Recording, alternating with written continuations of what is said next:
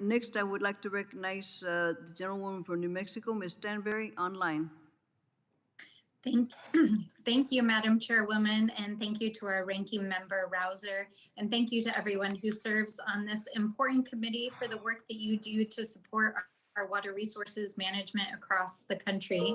As we consider the 2022 Water Resources Development Act, many of you know our West and our communities across the Southwest are gripped by the worst drought that we've seen in 1,200 years. And as we all know, this is very much the signature of climate change.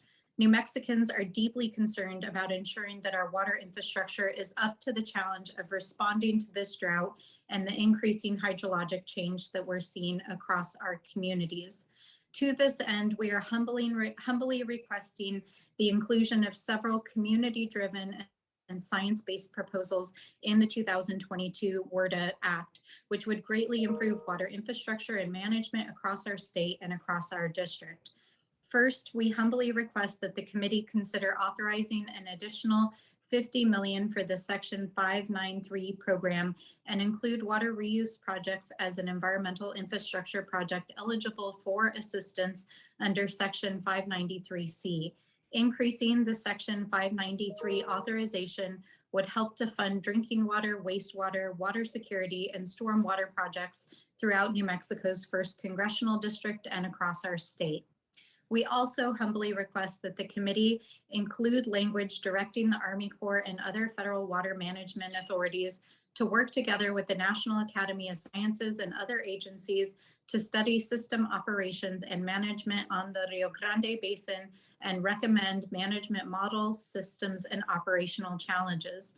This study will help water managers throughout the Rio Grande improve management, flexibility, and water security, which is crucial to our long-term water security in our state, especially as we are facing climate change. I am also currently drafting legislation that would provide the flexible authorities to increase operational flexibility on the Rio Grande. Our office is also working to draft legislation to unleash the power of big data and water data to improve real-time water management across the country. By improving federal water data availability, interoperability, and tools, along with partnerships with state, tribal, local, and other entities, we have the capacity to fundamentally transform how we manage our water. I request that this committee consider prioritizing requests and projects that improve water data and tools and potentially include authorizing language to support this effort. Also included in our request is a request for the town of Estancia, New Mexico, which is a rural underserved community facing imminent threats of water shortages. We respectfully ask that the committee authorize $100,000 for the Corps to update a hydrologic analysis for the town of Estancia so that we can address the much needed infrastructure needs of this community. Additionally, the Middle Rio Grande Flood Protection Project, which was originally authorized with a 25% non-federal cost share, we respect that the cost share be reduced so that the project can move forward without further delays for our community. The Omnibus Public Lands Act of 2009 authorized $4 million to the Bureau of Reclamation to study irrigation infrastructure for 18 federally recognized pueblos in New Mexico who rely on water from the Rio Grande for cultural, agricultural, municipal, and ceremonial purposes. The study identified $280 million in irrigation improvements needed on Pueblo lands. While this may not fall within the jurisdiction of the Army Corps, I urge that the committee consider authorizing an additional $200 million to the Bureau of Reclamation should projects be included for other agencies for the Pueblo Irrigation Infrastructure Improvement Project. We also ask that the committee consider including funding for our Acequia Resilience and Tribal Acequia program.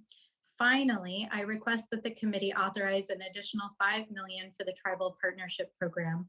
This program is the only Corps authority that specifically directs partnerships with tribes and supports the administration's commitment to addressing the water needs of our tribal and rural communities, particularly in underserved communities. I thank the Madam Chairwoman and Ranking Member for the time and opportunity today and look forward to working with you to see these proposals come to fruition. Thank you, Madam Chairwoman. Thank you, Ms. Plaskett. Are there any questions? Hearing none and seeing none, I thank you again.